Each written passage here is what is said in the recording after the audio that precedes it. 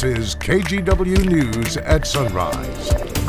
This is going to be some heavy weather expected, not just on Mount Hood, but also in the Columbia River Gorge.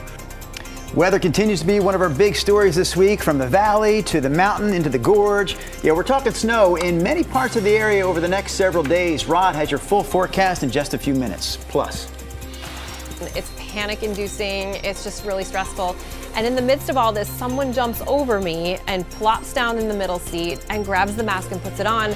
That woman had a chance encounter with a teen who, you can see him there, had his shirt literally ripped off his body when a huge piece of an Alaska Airlines plane blew out, fell 16,000 feet to the ground. We have the latest in that investigation, as well as her firsthand account of what happened, coming up in our top story.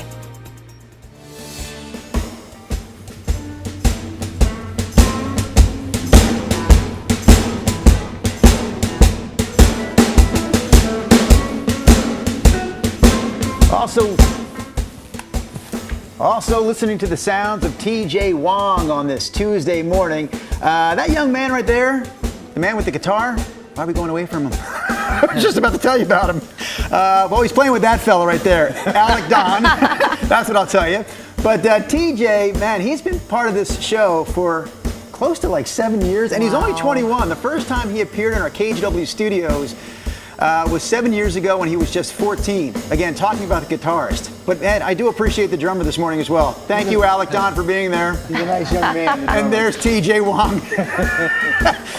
We'll get this all sorted out and bring you a preview of a big competition that both of those gentlemen are taking part in next week in Tennessee. It's a Tuesday morning here on the Sunrise Show. What can I say? I'm fascinated with TJ Wong, the guitarist. That's true. He's really good live too, obviously live on our air. But if you ever get a chance to see him, he's fun to watch for sure.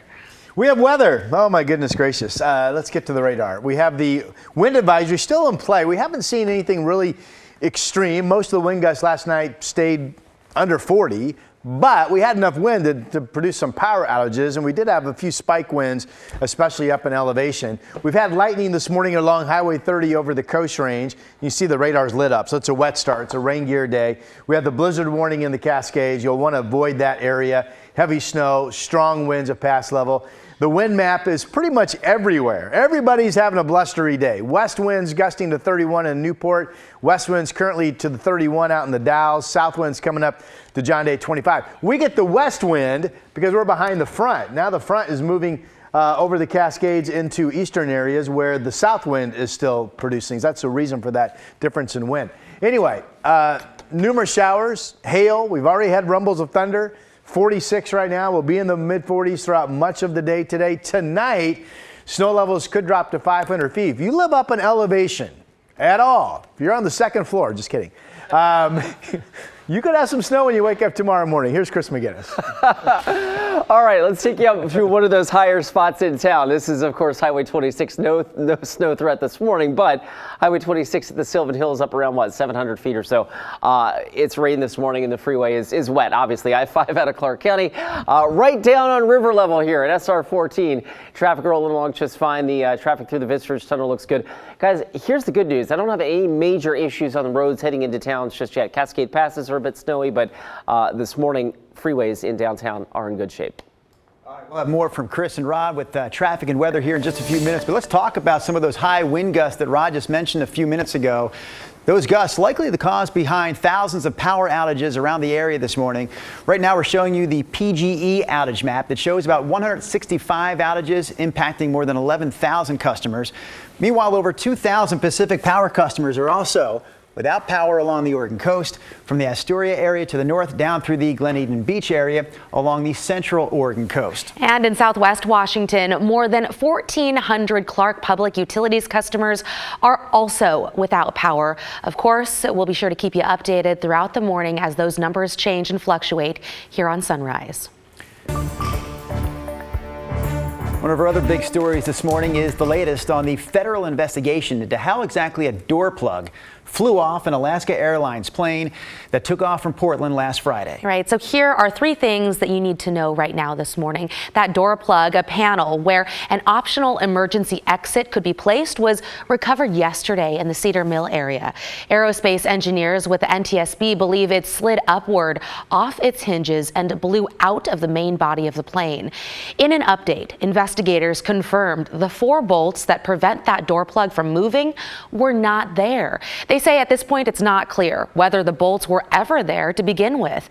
Now, both Alaska and United Airlines have confirmed inspectors have found loose hardware related to the door plug on other Boeing 737 MAX 9s.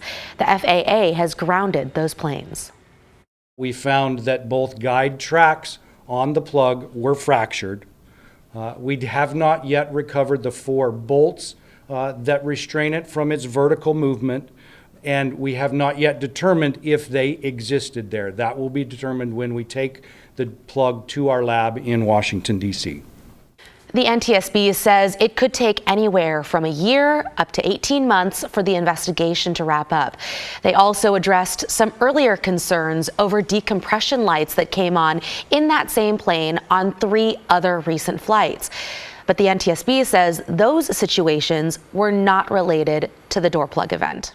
This morning, we're also hearing from a woman who sat next to a teen that literally had his shirt ripped off when that door plug flew off the plane. Devin Haskins is live in our newsroom this morning with more on what that woman had to say about her experience on the flight. Devin, what can you tell us? Yeah, Drew, we talked to the woman on that flight. She said everything was normal. The pilots had just come on the intercom and said, hey, passengers, you can turn on your devices. Very common occurrence that we all hear on every flight. Then she says she heard a big boom. That was followed by panic and sheer terror as passengers tried to understand and figure out what was happening.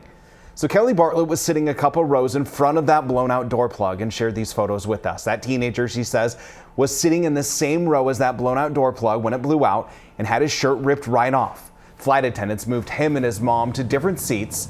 They moved him to Kelly's seat next to her. We only know his name as Jack. She says Jack told her it was unbelievable. The two communicated via the Notes app.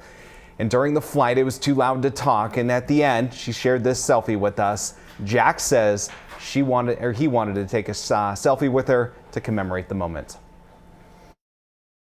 And so I asked him, I said, were you sitting right next to that window? And he said, yes. And I just couldn't imagine the terror of what that must have been feeling like, because I wasn't in that row and I was so scared when we heard that boom and the mask came down, and that was scary alone. So I just cannot imagine what he or his mom were going through in that moment. So I wanted to make sure he was okay physically. I also really wanted to make sure he was okay mentally and emotionally too, because that is just traumatizing. Yeah, passengers on that flight, Kelly says, got their ticket refunded plus $1,500, although Kelly told KGW she didn't believe that was enough given the amount of trauma people may have experienced Friday night.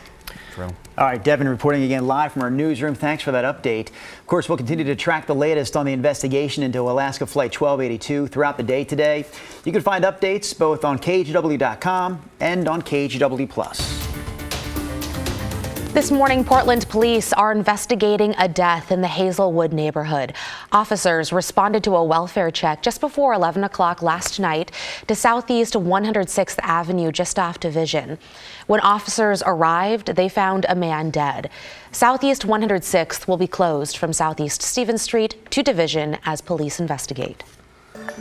One of our other big stories all this week, the weather all around the area, including a blizzard warning that we continue to follow for the Cascades. So this is video from yesterday as cars try to make their way up to Mount Hood. More than 3 feet of snow has fallen over the last few days, and it's expected to continue up there. Of course, that makes for dangerous driving conditions for anyone headed out to the mountain. ODOT says they're going to do their best to try to keep up with all this, but they said, simply put, they may not be able to. This is going to be some heavy weather expected, not just on Mount Hood, but also in the Columbia River Gorge. We're also preparing for a lot of very difficult conditions in the gorge.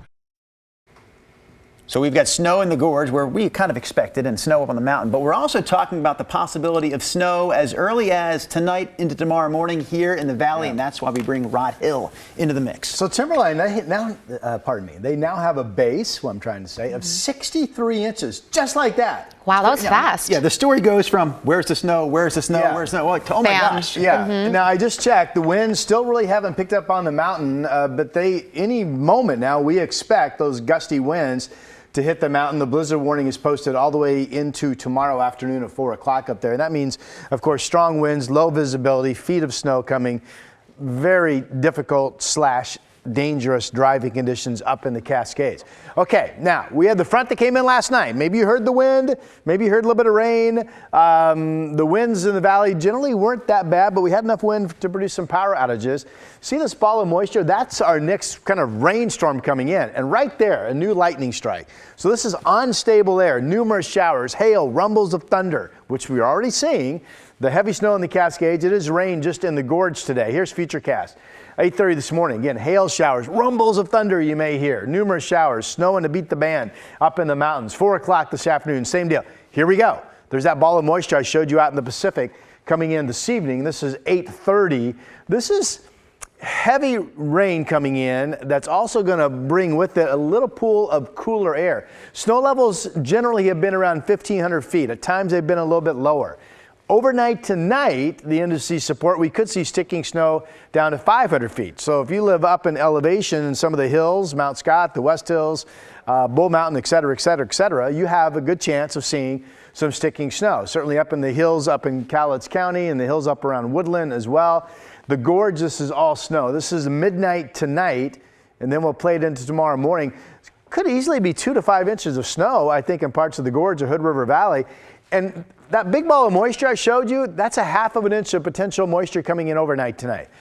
If you live up at 1,000 feet or 750 feet in the West Hills, you've got to think it's at least possible that you get more than a dusting. Then maybe you wake up and good grief, you've got 4 inches of snow on the ground. So we'll wait and see what we end up with, but just note that is a possibility. Tomorrow during the day, it's back to just rain showers and temperatures reaching 40 degrees and a hail chance and a rumble of thunder chance.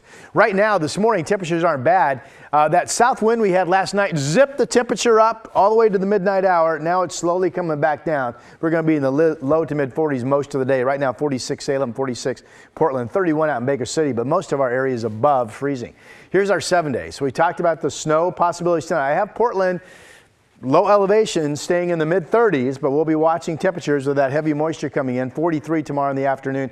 Rain at times Thursday. It's actually a little bit of a warmer air mass. Snow levels get closer to 2,000 feet. And then the Arctic front comes in still Friday, depending on what you look at. When I looked at what we call the European model last night, it had the front dropping through us and east wind zipping into incoming Pacific moisture. That would be sleet or freezing rain Friday night and Saturday morning. This potential is a significant winter storm event. Again, Friday night into Saturday morning. Here's Chris McGinnis. Still a couple days away, lots to watch, right? All right, let's take you up to the passes where, of course, it is snowing. This is a live look at Highway 26 in Government Camp. The road actually looks like it's in good shape, but we know the weather conditions may deteriorate throughout the day today with the blizzard warnings up there.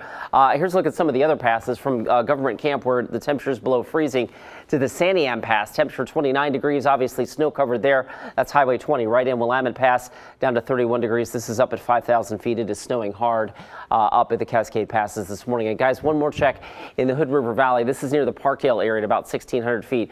I see bare pavement, but it looks like we've got a bit of a rain-snow mix there as well. We'll keep you posted. Drew?